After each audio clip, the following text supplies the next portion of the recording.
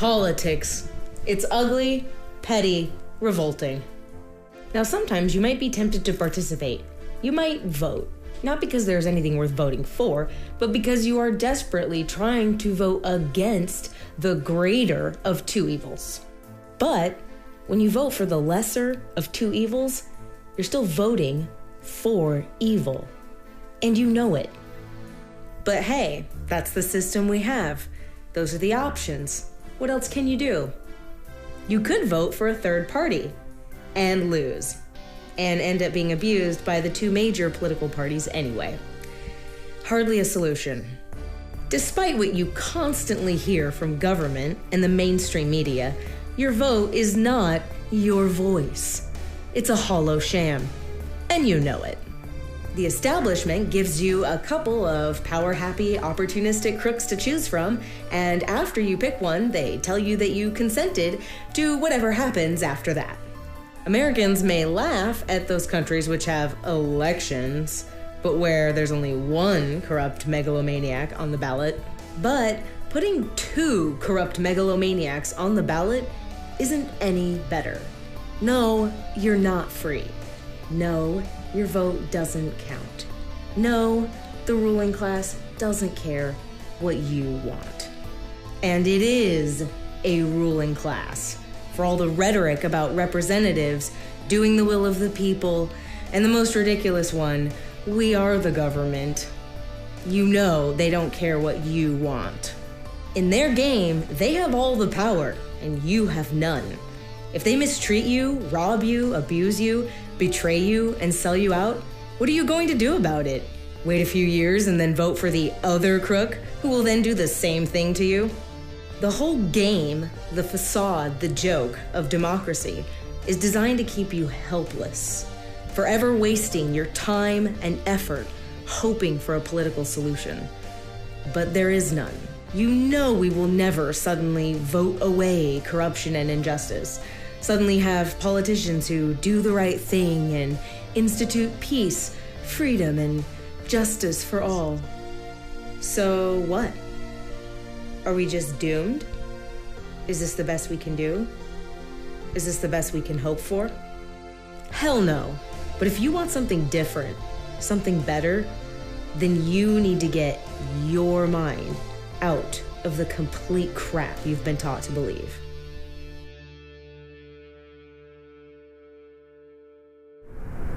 The truth is, you own yourself.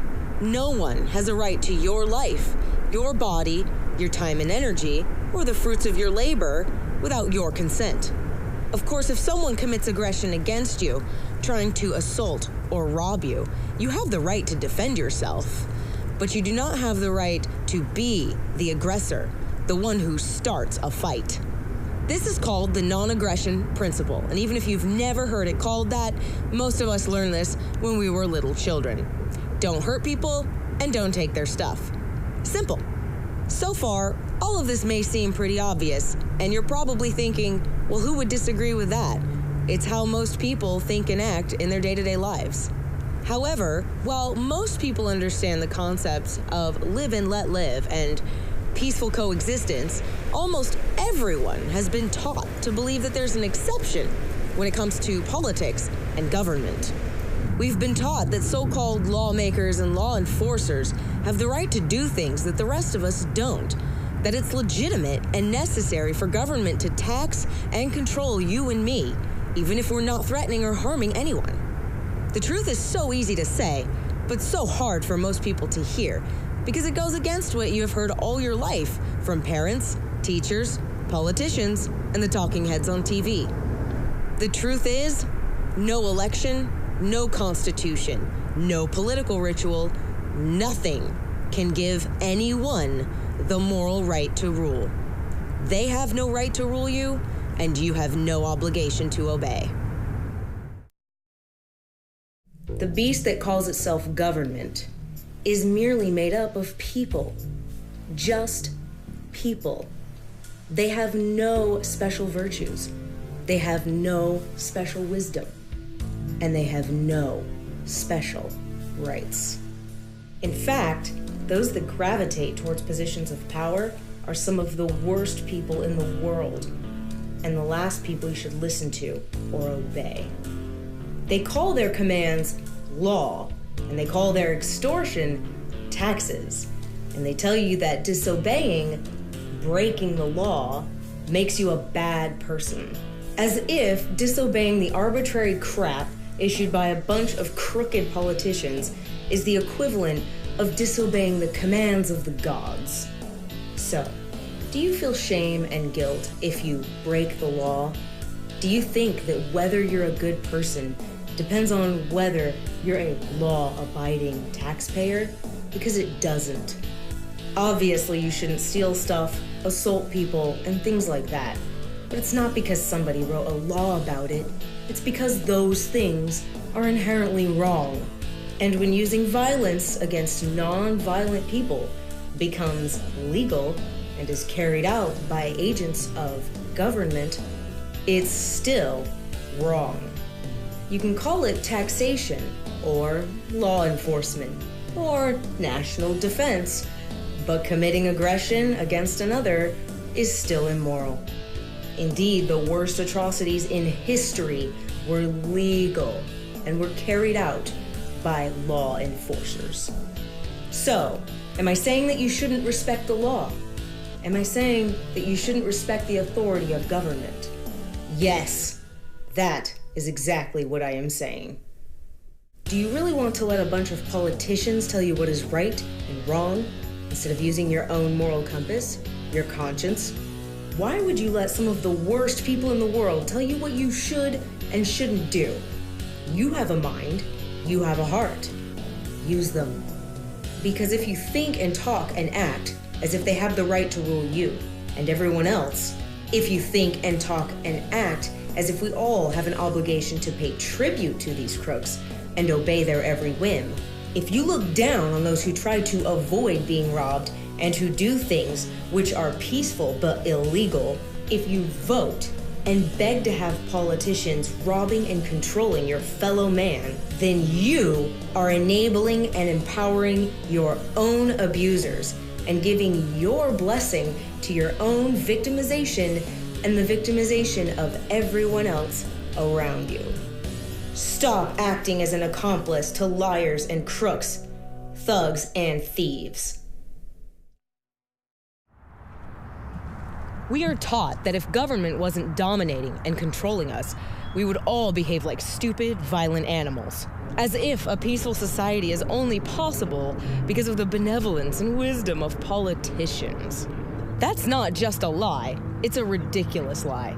Government is nothing but a giant coercion machine, interfering by force in the lives of everyone and limiting everyone's options. And politics is based entirely upon divide and conquer.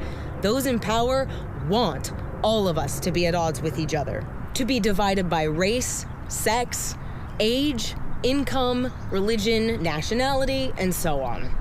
They need us to fear, distrust, hate, and resent each other so that each of us keeps begging them to use their power to forcibly control everybody else. And when we fall for that trick, the only ones who win are the politicians.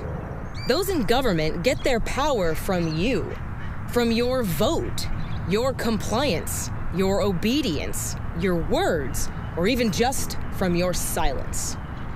For all of their rituals, all their grandiose buildings and fancy titles, all the rhetoric they use to disguise what they really are and what they really do, government is nothing more than a gang of thugs and thieves. But if you think and talk and act as if they are your rightful lords and masters, then they will treat you like they own you, as if you are nothing more than human livestock. Because of the people who blindly obey orders, who do the politicians' bidding, those in government may have the ability to dominate and rob you, but they have never had the right. It all comes down to the notion of authority, the idea that it is legitimate and righteous for a small group of people to forcibly extort and control everyone else. It's something we were all taught, and something that most people blindly believe and repeat without question, but it's still provably false, and in fact, insane. Civilized society does not require political power. In fact, true cooperation and peaceful coexistence require the absence of political power. Yes, I realize this goes against pretty much everything you have heard and everything you have been taught to believe, but it is the absolute truth. If you want clear, indisputable proof, then read The Most Dangerous Superstition by Larken Rose. It will change the way you see the world by showing you the world as it really is.